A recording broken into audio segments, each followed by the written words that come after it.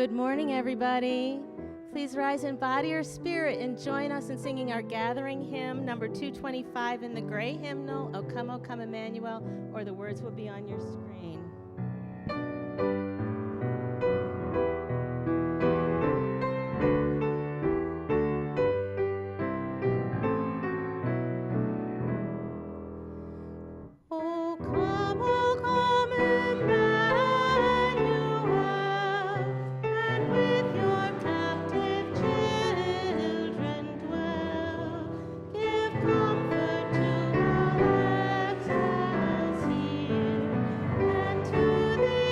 Give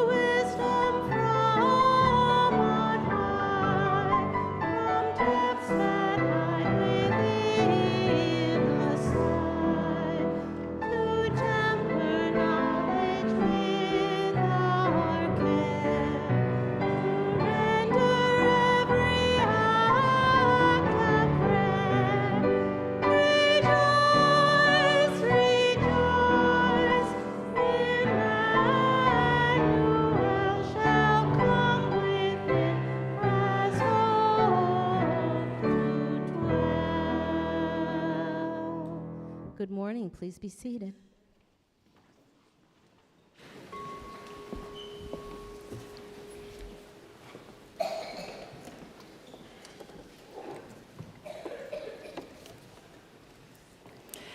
We gather as people of faith with joys and sorrows, gifts and needs.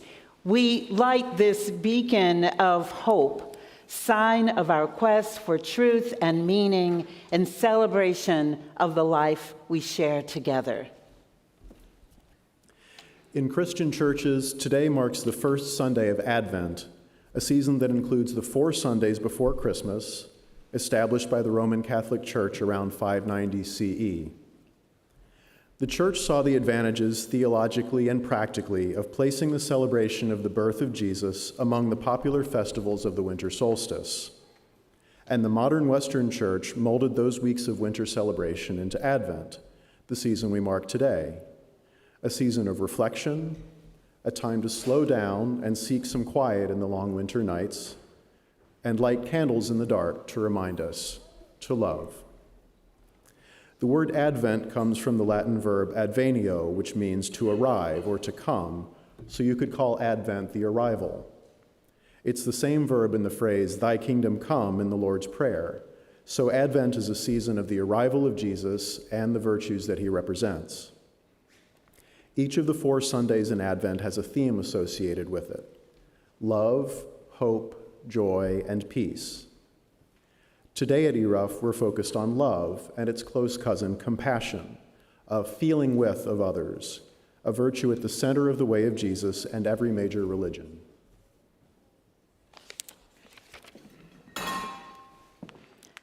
Hello. Welcome to the Eno River Unitarian Universalist Fellowship, or ERUUF, as we like to say. My name is Reverend Jacqueline Brett. I'm the lead minister here.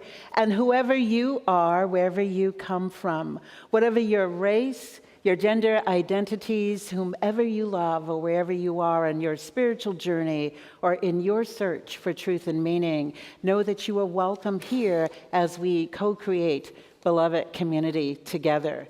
If you're visiting with us for the first or perhaps the second or even the third time, we invite you to rise in body or spirit so that we might give you an ERUUF welcome.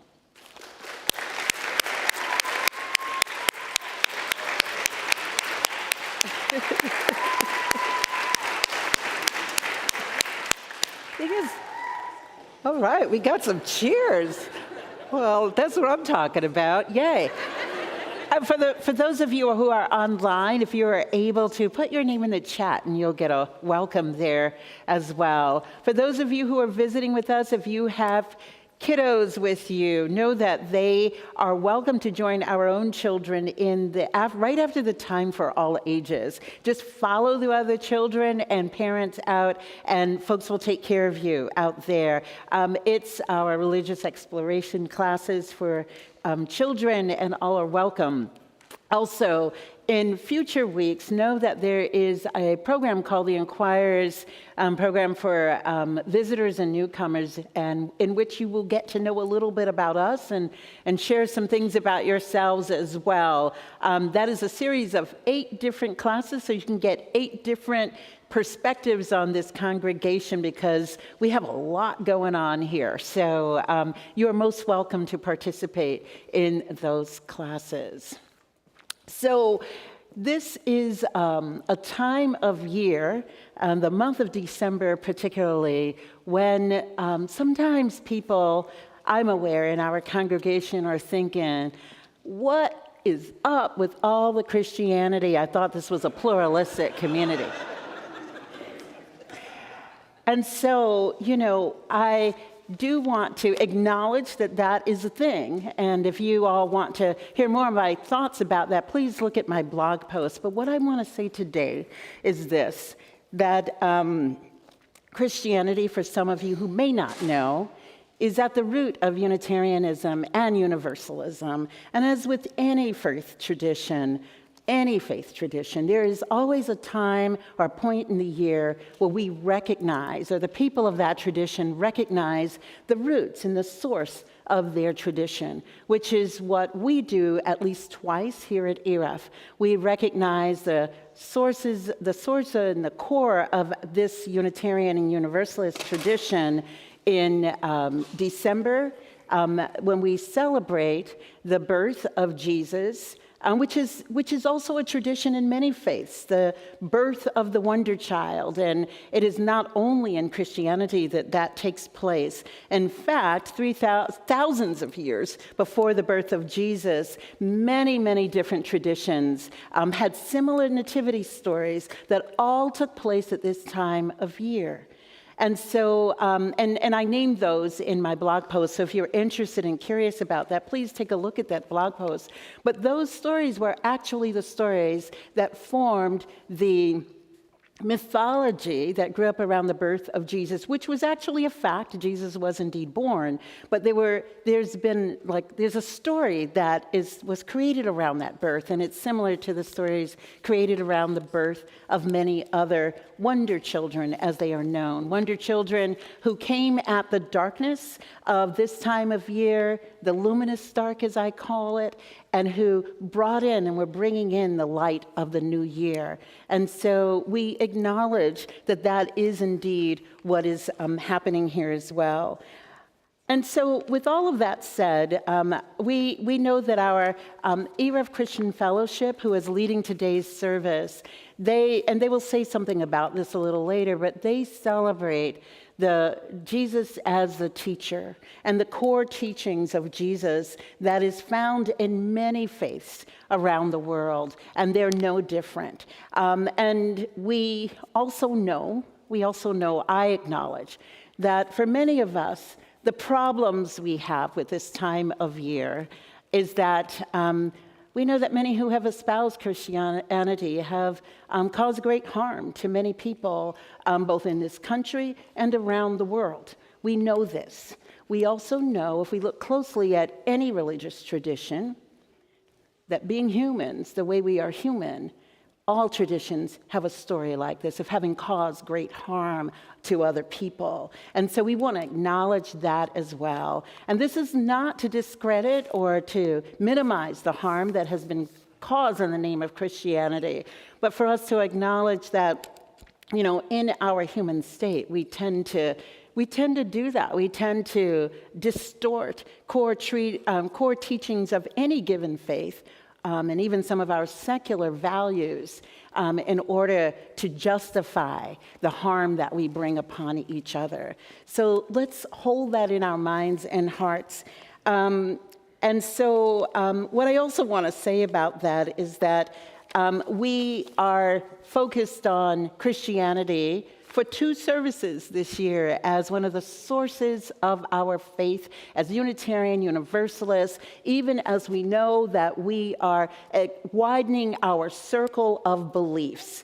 And so with that in mind, we have here at ERUUF not only our ERUUF Christian Fellowship, but we also have an ERUUF Jewish Fellowship, which will come forward next week to talk about Hanukkah and at this time of year, particularly this year. We have an ERUUF, an Eno River Buddhist community. And with that, I acknowledge the birth of the Buddha on December 8th that is celebrated by many Buddhists around the world. We have the Eno River Covenant of UU Pagans, and they are leading our solstice service this month. And we also have our non-theist group, a group of passionate people who also gather together and talk about what they believe as well. We are always open to others bringing forward the beliefs and the rituals and celebrations that you all want to celebrate. But know this, we only will do so when there are people who can authentically bring forward those celebrations, those rituals, those ceremonies as their own. We will never do it for the sake of, as though we are doing cultural voyeurism. No, and then it's a thing. It's called misappropriation when we bring forward somebody else's traditions and beliefs and no one is here to call it their own and bring forward that tradition and belief themselves. So keep that in mind, and if you have a tradition or something you want to celebrate, talk to me about that. This is how our Kwanzaa service came to be and in this congregation. It is actually the highest attended service, both online and in person, at ERUUF each year. And so that came to be because there were people here who wanted that to exist. And Jazz for the Holidays, mark your calendars. On Wednesday, December 13th, we have 2 internationally known musicians who will be here with some of our worship associates for Jazz for the Holidays. So please, everybody is welcome to attend that service. You may even be hearing about it on NPR, so keep your radios on.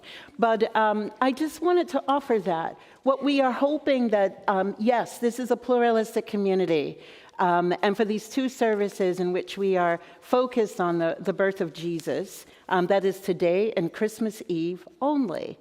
And I just want you all to know that my heart is hurt and troubled when I feel that people here do not believe they can be here during the month of December because of this sense that we have focused so much on Christianity. I want you to know this is beloved community. It is a pluralistic community. We want you all to be here as we widen our circle of understanding about the beliefs of others. And so you may learn something today, and if we can hold our hearts open to receive that learning and to maybe understand that it dovetails well with some of the values and beliefs that we hold dear in our own traditions. So with that, I hope you will hold your hearts open, and if you have any concerns, don't hesitate to reach out to me. I actually appreciate hearing these concerns that some of you have, because we can't address them if we don't know that they exist. So with that, what I will say to you all is I hope you can open your hearts to this first Sunday of Advent, and I will now turn it over to our Eno River Christian Fellowship. And yes, no, actually I won't. Yeah, because it takes a village. And one of these members just whispered to me what I was supposed to be doing. What I'm supposed to be doing is acknowledging that today is Justice Sunday, as our first Sunday of the month always is. And our beloved Bo Glenn is sitting here waiting patiently for me to stop talking so he can come up and talk and tell us about his group that he is the leader of. Thank you, Beth.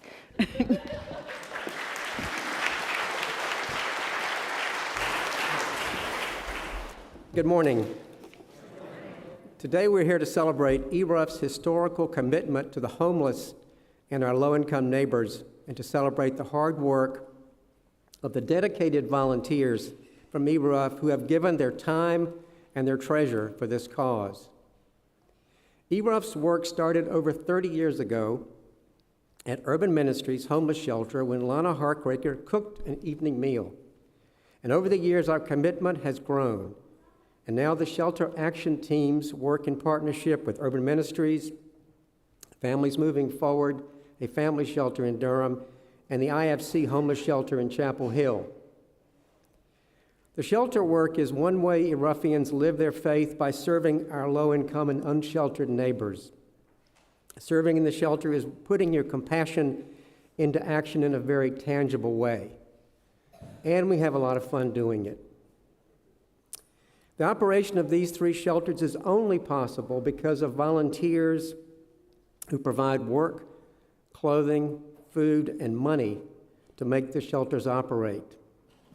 And this year, over 200 ERUUF members and friends volunteered to support the various programs in these 3 shelters. Also, ERUUF stepped up its financial commitment this year because of the struggles that the shelters have been experiencing due to the pandemic. Homelessness is not confined to one race or one gender or one age. The people we work with mirror the diversity of the community. 20% are veterans, 20% are children. Many were employed until illness has caused them to lose the roof over their heads. Some are working through addictions. Many are victims of the current mental health problems or policies in North Carolina. We work with women and children seeking a safe haven from domestic abuse. And we serve young people who have aged out of foster care with nowhere to go. Whatever their story, the shelters provide food, clothing, and a safe place to be, where these folks can worry less about the day-to-day survival and focus on improving their lives for the long term. Each month at Urban Ministries, the ERUUF team cooks nourishing casseroles and cookies to use at the shelter. We work in the clothing closet and in the food pantry to meet and serve the emergency needs for food, clothing, and hygiene supplies. We cook and serve an evening meal twice a month, and many ERUUFians every year donate funds, clothing, and hygiene supplies so the shelters can operate. Every Sunday, the IFC team picks up donated food at Food Lion and delivers it to Chapel Hill Homeless Shelter. These loads can average over 100 pounds and produce bread and deli products. And they often go on the line immediately to serve the residents and the members of the community.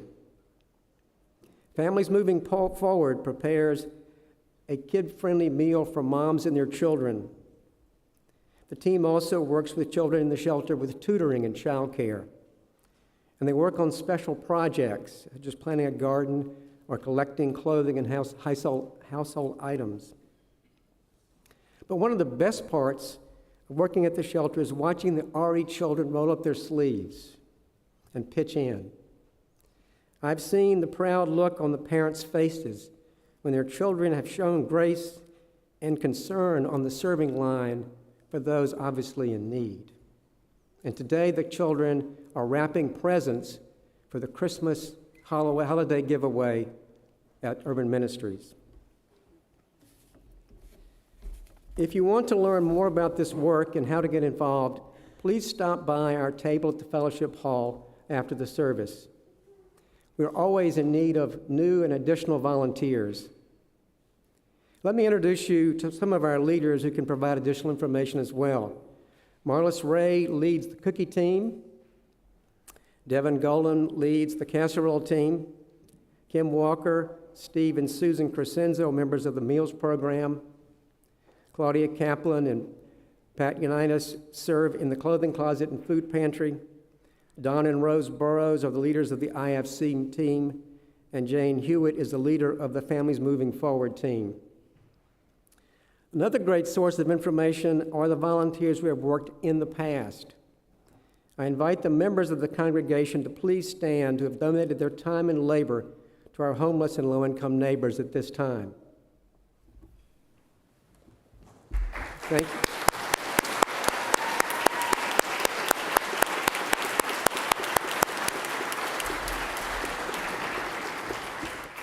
Thank you to all of you, and again, thanks to the congregation for giving us this opportunity to share the work we do.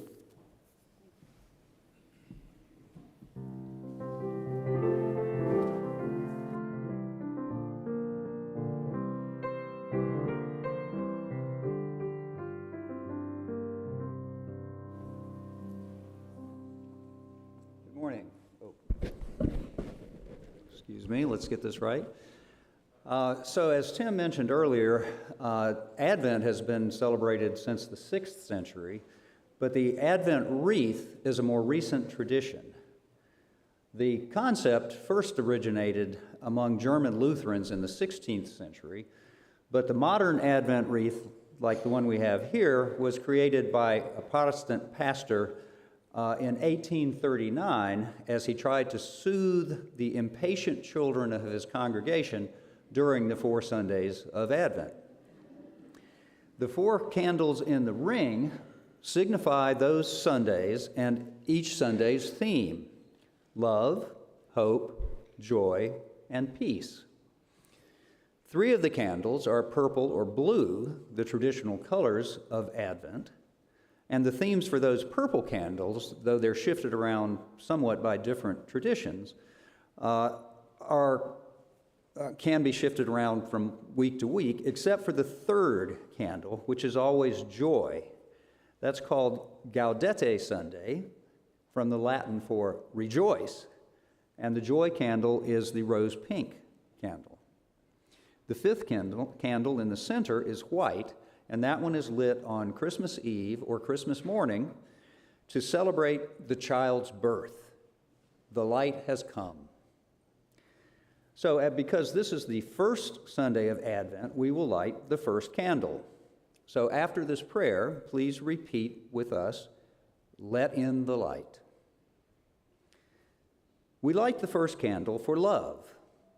To paraphrase Sister Wendy from her book of meditations, real love is a matter of choice, an absolute choice to enfold another in our own life's flow and routine.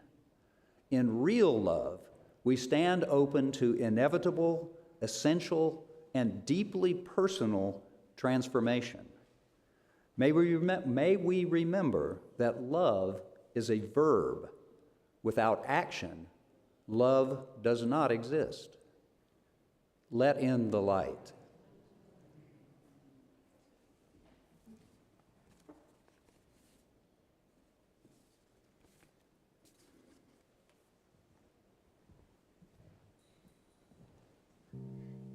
Please rise in body or spirit and join us in singing This Little Light of Mine. You will not need your hymnals.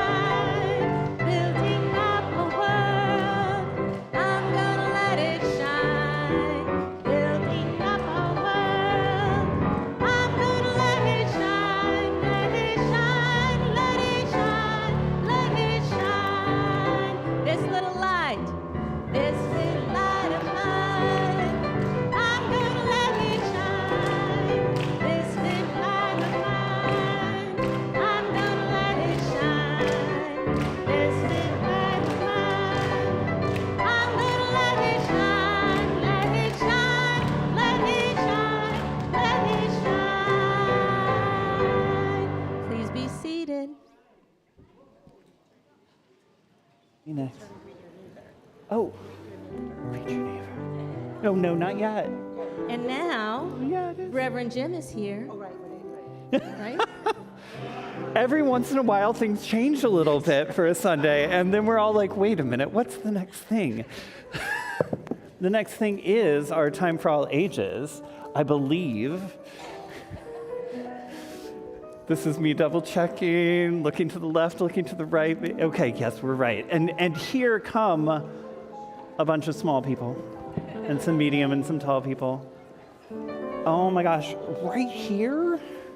Right there? Willkommen, welcome, come on down. There are no contestants, there are only participants. Wonderful to see your faces. Hey, siblings, let's not do that, friendos. Oh, sometimes we have conflict with our siblings. That's real. Do you want to come right here and sit down here? Yeah, come on up. It happens sometimes. You know, That's actually one of our themes in Advent is peace, and sometimes peace is a challenging thing for adults. It's a challenging for kids and adults. Oh, great. Well, tell me in just a second, okay? Because we're going to have a lot of time for you to tell me in a moment. Our story this morning connects to Advent in that Advent has, to me, is all about possibilities, is all about excitement, is all about getting revved up for things to come. And so there's some beautiful pictures in here. But when we're thinking about love and joy and peace and anticipation, that's what I always think about when I think about Advent and getting excited for what's to come. So think about what might be coming, because something was coming. You could see it in the way the snow whirled and twirled, making hills and bumps, in the way the children lay in snowbanks, making angels, their arms spread wide as if to say, welcome. Something was coming. You could see it in the way the snowman's eyes sparkled and in the way the icicles dripped in the sun like hourglasses, counting the seconds. And if you look, you can see maybe some of the snow angels there in the snow. But no one noticed the trail of footprints that wound around the barn, or the bushy-tailed squirrels huddled outside the door. No one. Wonder what's going on in that barn. Something was coming. You could hear it in the voices of carolers that echoed through the streets and in the chime of church bells. You could hear it in the crinkle of wrapping paper and the hiss of scissors curling ribbon, in the flutter of paper snowflakes pressed against the window panes, in the happy cries of children trimming the tree. But no one heard the jingle of cowbells or the shushing of the mother hen quieting her chicks. No one. Something is happening outside. Wonder what it is. I'm going to ask you what you think it might be in a second. We'll see. Somebody said Santa. Santa, Christmas, winter, all things I'm hearing. We shall see. Something was coming. You could smell it in the scent of cinnamon and spice that permeated the air, in the odor of pine that tickled your nose each time you passed through the hallway. You could feel it in the stiff winter air that hovered around doors and window frames, kind of like it's when it's been cold lately.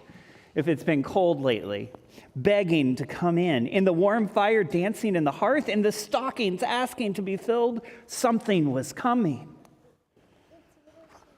But no one noticed the pigs' little tails curled in excitement, or the ears of the billy goat upright and alert.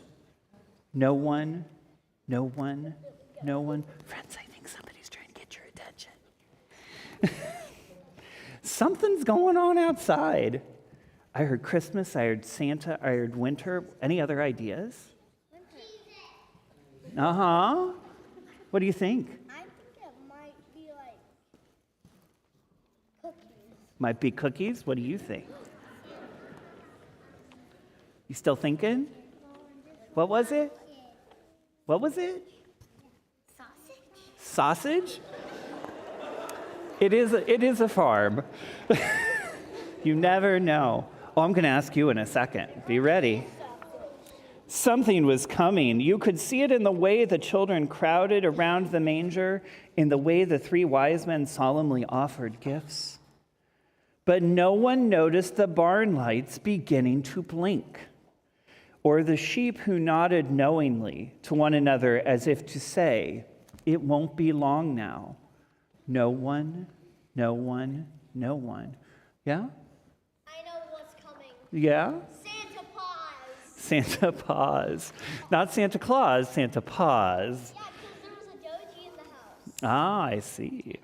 Something was coming. You could taste it in the sugar-coated air that wafted through the house, In the cookies spread across the counter, in the gingerbread house trimmed with mounds of white icing. There is some cookies in here. It's not the thing that's coming, but it was a thing that's coming. But no one noticed the fresh bed of hay in a corner of the barn, or the wide-eyed winter owl who stood watch. No one, no one, no one. Something was coming. You could see it in the way the frost made patterns on the window panes as if writing a secret message. You could feel it in the way the children tossed fitfully in their sleep, in the way the mother horse paced back and forth in her stall. Something was coming. No one heard, I think this might be the Santa page, and winter's kind of all over this thing. The jingle of sleigh bells approaching as the clock struck midnight. No one saw who put the gifts under the tree and filled the stockings, or who ate the plate of cookies and carrots left on the table. No one, no one, no one. Something's coming on this page. No one heard the quickening of life as yes, as the new pony entered the world, a new pony. Or saw the mouse running to spread the news, and no one knew who placed the star above the horse's stall. A new birth, a new pony. But in the morning, everyone knew that something had come. So be on the lookout this month for things that are exciting or possible, or might bring joy to the world or love to the world. And now we will continue our religious exploration, and I'm going to find out what you have to tell me in just a second. We're going to continue our religious exploration and some sock hopping, and I'm super curious to hear what you have to say.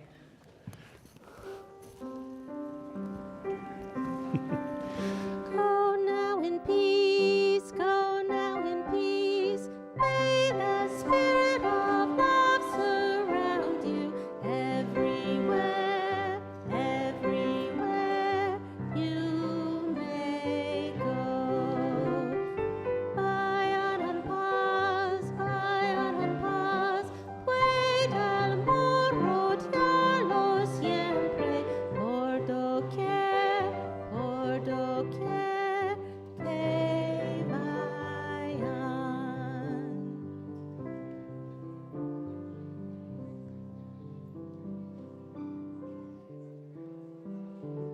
And now we're going to sing together again. So if you will rise in body or spirit, we're going to sing hymn number 226 in the gray hymnal, People Look East, and the words will also be on your screen.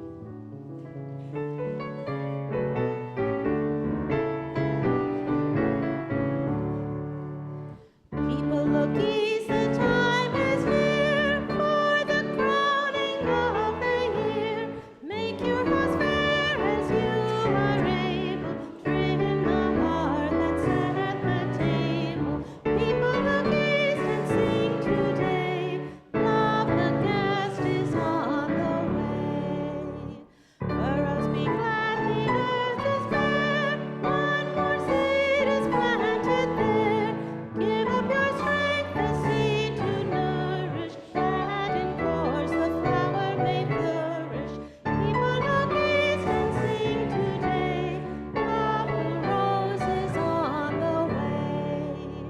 Stars keep watch when night is dim. One more light the bowl shall brim, shining beyond the frosty weather, bright as sun and moon together.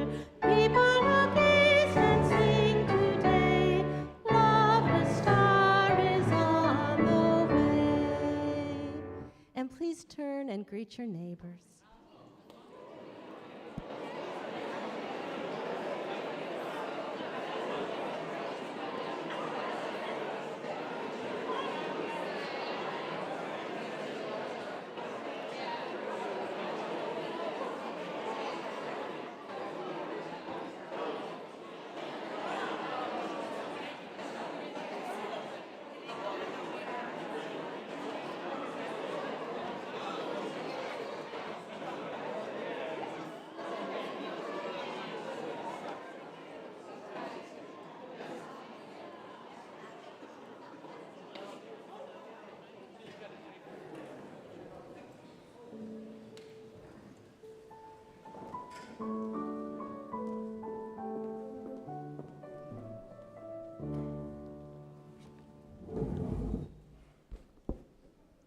Good morning.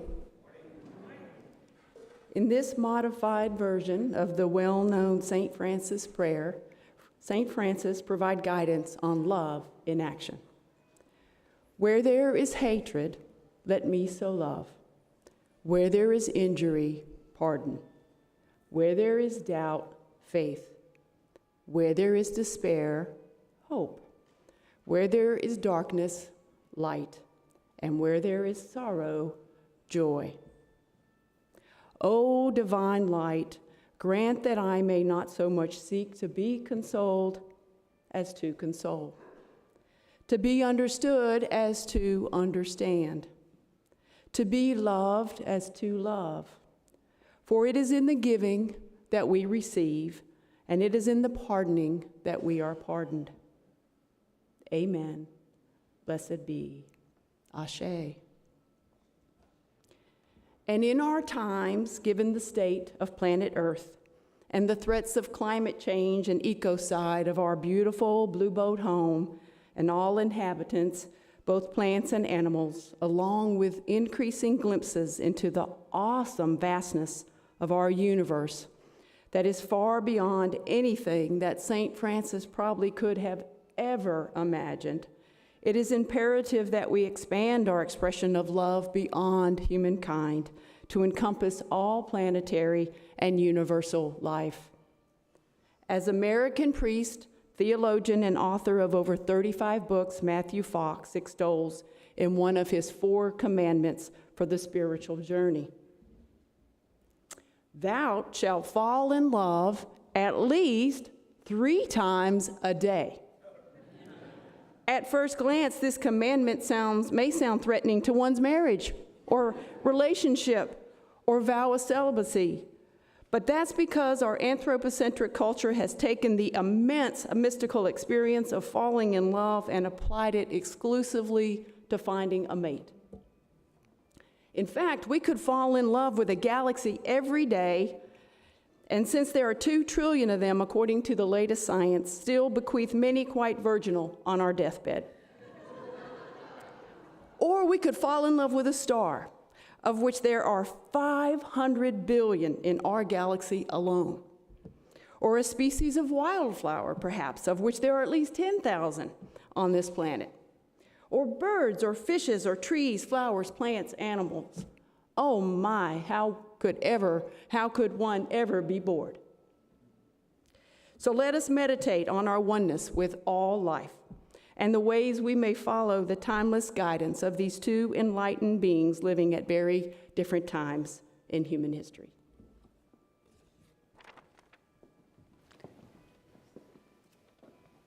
Is it just me hearing that sound, or others? What is that?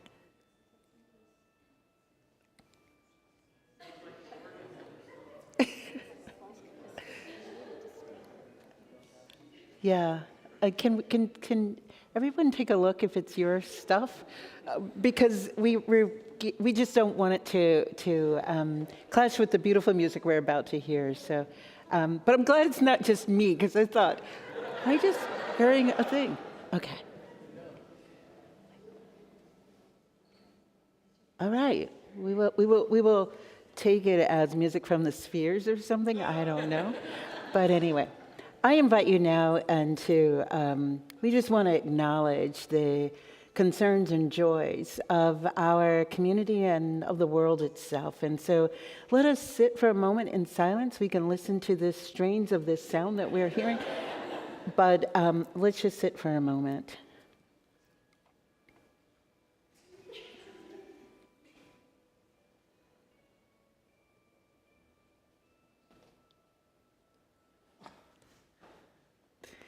And so we lift up the concerns. Melissa Everly Kosek acknowledged that there is a need for us all to lift up the grief of the world, the grief that the world is experiencing right now, for many, many different reasons. Some of that grief is personal. Some of that grief is collective, as we acknowledge all of the wars that are happening around the world and the harm that we as humans are bringing upon one another in many places in the world.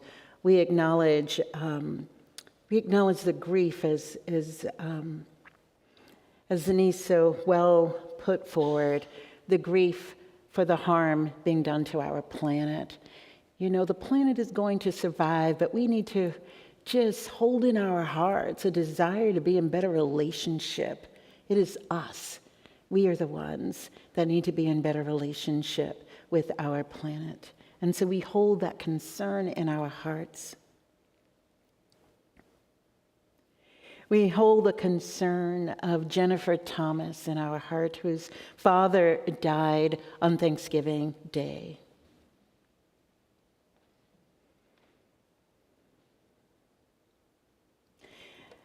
And we hold the great concern of Virginia Williams and her family in our heart on the illness of her beloved husband, Redford Williams, who is currently hospitalized at Duke. And we pray for our dear Redford and hold him and the rest of his family in our hearts.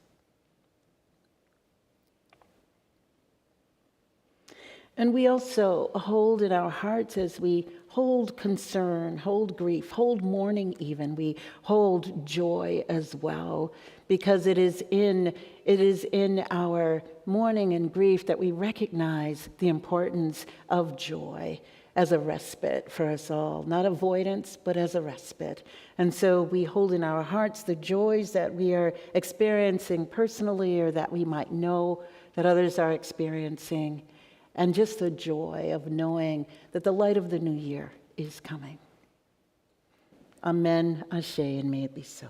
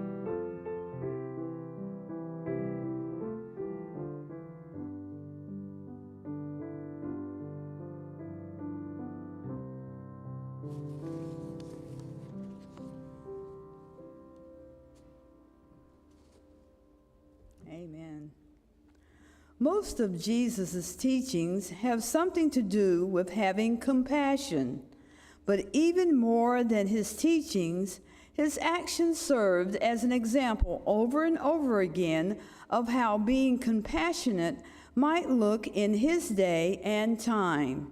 Healing on the Sabbath, sitting at a meal with men and women from all walks of life, feeding 5,000 hungry followers, responding to sincere pleas for sight, movement, healing, and rebirth.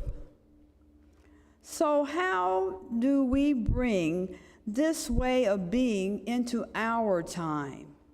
Karen Armstrong gives us a roadmap to her book, The 12 Steps of a Compassionate Life. The 12 steps are: learn about compassion. Look at your own world. Have compassion for yourself. Have empathy. Do mindfulness. Do actions. Explore how little we know. How should we speak to one another? Have concern for everybody. Use knowledge. Show recognition and love your enemies. A time limit will help you to move on, but there's no reason to rush. If you need more time to explore a step, then do so. The steps are cumulative in nature, one building on the other. If you add one practice from each step to your daily living, you will be well on your way to a more compassionate life. Advent is a time of reflection, preparing to celebrate the light of life, renewing itself in the world, preparing to be a light in the world. It is the perfect time to turn down the noise of the holidays and tune in to the ways of compassion. As Karen Armstrong says at the end of her book, a truly compassionate person touches a chord in us that resonates with some of our deepest yearnings. People flock to such individuals because they seem to offer a haven of peace in a violent, angry world. This is the ideal to which we aspire, and it is not beyond our capacity. Even if we leave the world only marginally better because we have lived in it, our lives will have been worthwhile. Our work is just beginning. Observe the world around you. Grow in compassion toward yourself and others. Be mindful of your own gifts as well as those of others. Live the golden rule. Act in compassion, then do it again. Please join us now in a responsive reading by George Odell. The words will be up on the screen here in a moment. I will lead with the regular font, and then Jay will lead you all in the responses in the italics. We need one another when we mourn and would be comforted. We need one another when we are in trouble and afraid. We need one another when we are in despair, in temptation, and need to be recalled to our best selves again. We need one another when we would accomplish some great purpose and cannot do it alone. We need one another in the hour of success, when we look for someone to share our triumphs. We need one another in the hour of defeat, when the encouragement we might endure and stand again. We need one another when we come to die and would have gentle hands prepare us for the journey. All our lives we are in need, and others are in need of us.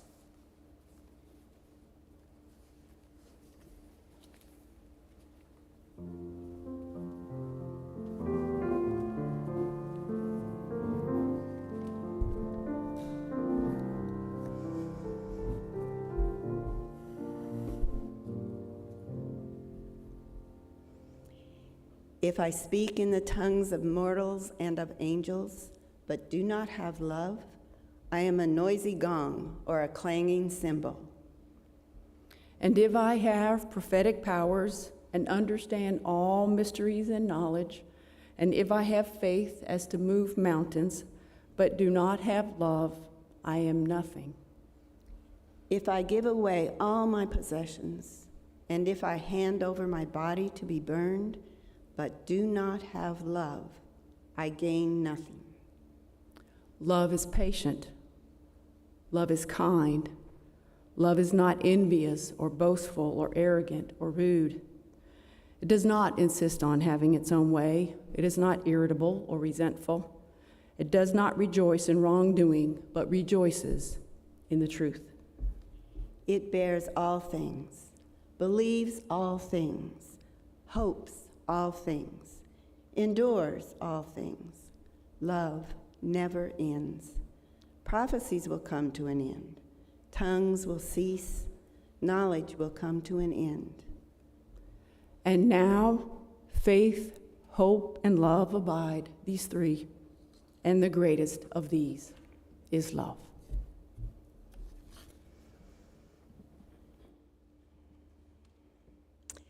We in the ERUUF Christian Fellowship group generally see the Bible as an ancient anthology of books, poetry, stories, letters, and myths, written over centuries for different audiences of people. I'm looking for truth and moral guidance when I read the Bible, not necessarily fact. But that makes it all the more important to understand the times and society in which various books of the Bible were written. Paul's letter to the congregation at Corinth is a beautiful piece of prose and provides rich material to use for reflection during this season of Advent. While this passage from chapter 13 is a popular reading at Christian weddings, Paul was not speaking of romantic love when he wrote to Corinth, nor was he speaking of a casual affection for humankind. You see, Paul's Corinth was a port town bursting with trade, agriculture, money, and lots of people. Estimates place the number at 100,000. Well-to-do, successful, energetic people. UU Minister John Nichols reflects on that time, saying, each person in the congregation wanted to be important, to be in control. Members boasted they were working for the greater good, but often acted toward each other with less than stellar behavior. In chapter 13, Paul calls the Corinthians on their behavior and teaches about the importance of love in building beloved community. To Paul, love meant a significant engagement with the welfare of other people. To Paul, it was love that transformed the people of the church into beloved community. He says, if I understand all mysteries and knowledge, if I give away all my possessions, if I do all these church-like things, but do not have love, I am nothing. So in this Advent time, let's bring these teachings into the 21st century. Our mission at ERUUF is to transform lives. Paul would say that we need love to do this. Whose lives are we transforming? Externally, in the many ways that we practice our values of compassion, equity, and justice out in the community, we seek to provide the means for others to experience transformation to a better life. But let us remember that to truly build beloved community, our actions must come from a place of love, not self-righteousness or anger or a sense of duty. What is equally important in building our beloved community is to look inward. The Jewish and Christian teachings of our fourth source remind us that our own lives may be in need of transformation. How does love in action make that happen? So take a moment and think about your connections here at ERUUF. You may belong to a chalice circle, participate in one or more of the affinity groups here, provide coffee setup on Sunday, meet with one of our faith and focus groups, interact with or be a teacher in religious exploration, take part in theory of change workshops. Who are your connections here? And with that in mind, Paul writes to Corinth, love is not envious or boastful or arrogant or rude. Can we reflect if our conversation is peppered with I statements? And although we might ask how the other person is doing, we move back to I very quickly. Love does not rejoice in wrongdoing, but rejoices in the truth. Do you keep track of the mistakes of others? Or do you look for what people are doing right? Paul writes, love is not irritable or resentful. It's easy to be kind to people that you like. What about the people who irritate you? You may not choose to spend a lot of time with them, but when you do, how do you treat them? Do you treat them as you would like to be treated? For me, the Bible and Jesus' teachings provide reminders of how I can transform my own inner stance and my behavior so that I'm helping to build a community of love. I believe that every action, every behavior produces ripples of energy in the world. I believe that our purpose in life is to create as many positive ripples as possible. There's more than enough negative energy in the world. We need all the light we can get. When I make the effort to drop positive ripples into the world's ocean of energy, or in other language that I might use, when I feel at one with the flow of divine energy, I gain a stronger sense of compassion. I feel more willing to help others. I feel more interconnected. And I get better at affirming a person's worth and dignity. Advent has always been marked by reflection on the past year and planning for the future. And this Advent season, the ERUUF Christian Fellowship invites you to read 1 Corinthians chapter 13 often and reflect on how well you are living in love. There's a link in the e-news that will also direct you to additional thoughts for reflection during Advent on the Christian Fellowship webpage.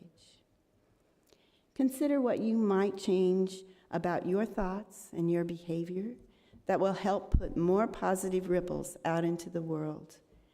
And try out some of those changes right here in our congregation. Love never ends, says Paul.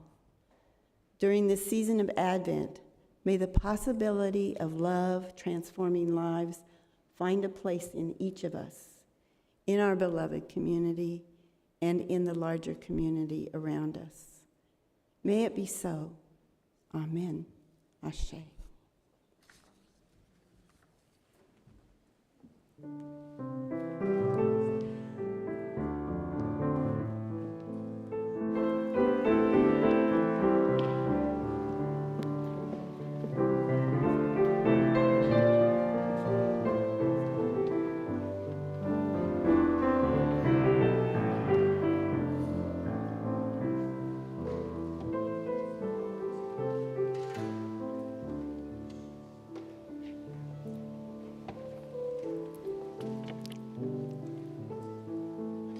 Thank you, Beth. And thank you, all of you from the ERUUF Christian Fellowship. This has been a beautiful service. Thank you, Jay. And I wanted to let you all know that with our other sources groups that I mentioned earlier, I have invited them all to lead at least one service throughout the coming year. Some of them will be leading two, and so the decision has been up to them about what they'd like to do. So look for those services that will be coming up soon. And so with that in mind, it does take a lot for us as we gather in beloved community and create what is needed for this community. If the greeters would please come forward as we take up our morning offering. It takes a lot in terms of our time, in terms of our talents, our skills, our treasure. And so we will pass the plates now. If you do not have anything to physically put in the plate, know that you can now take out those devices, keep the sound down low, and you can point it to the QR code on the screen, no matter how far back you are. There are also some cards in the pew racks that also have the QR code on it. The QR code will take you directly to the giving page on our website.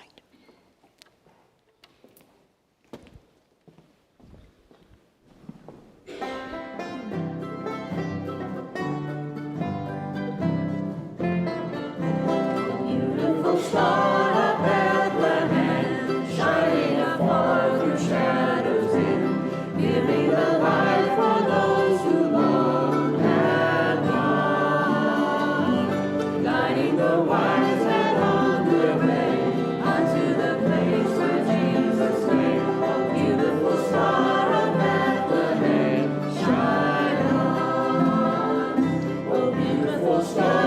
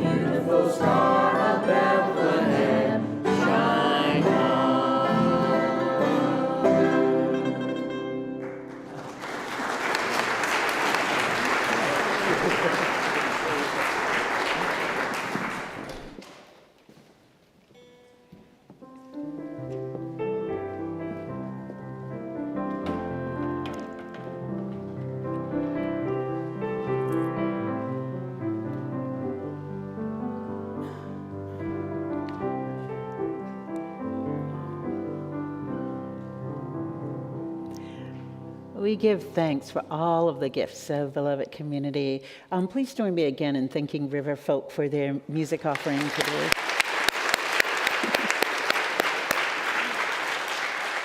And save the date, on December 17th is our service called Lessons and Carols, when we'll get to hear from all of our music groups here at ERUUF, both from the smallest of us to them to our big choirs, and River Folk will play again, as well as some of the other groups.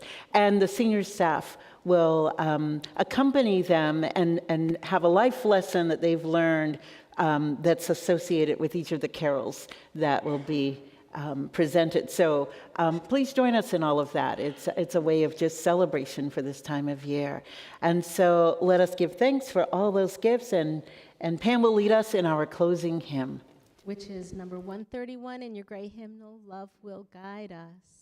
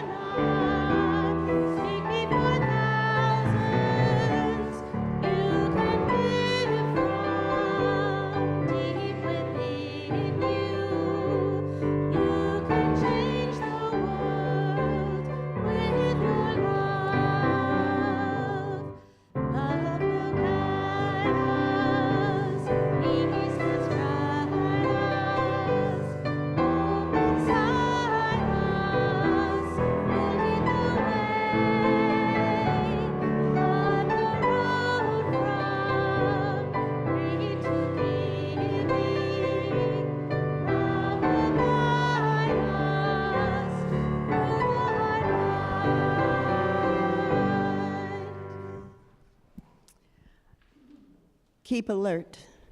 Stand firm in your faith. Be courageous. Be strong. Let all that you do be done in love.